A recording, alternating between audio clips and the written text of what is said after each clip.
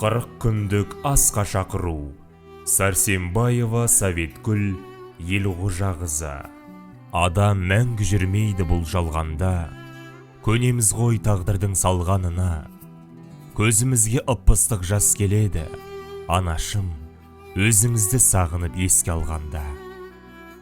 40 күн өтті, дүниеден өткеніңе, қоштасып бізден мәңгі кеткеніңе. Рухына бас иіп еске аламыз, амал бар ма тағдырдың өткеліне. Бұл өмір түбі бітер аялдама, жақсылар кетіп жатыр баяу ғана. Алланың ақ ниеті сізге түссін, иманың жолдас болсын аяулана.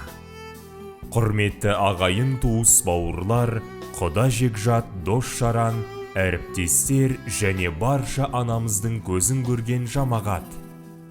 Сіздерді 27 сәуір 2025 жылы сағат 12:00-де өтетін аяулы анамыз Советгүл Елғожа қызының рухына бағышталған 40 күндік асына шақырамыз. Мекен жайымыз Алматы облысы, Райымбек ауданы, Көкбел ауылы, Самал мейрамханасы. Ас беруші ұл қызы туыстары.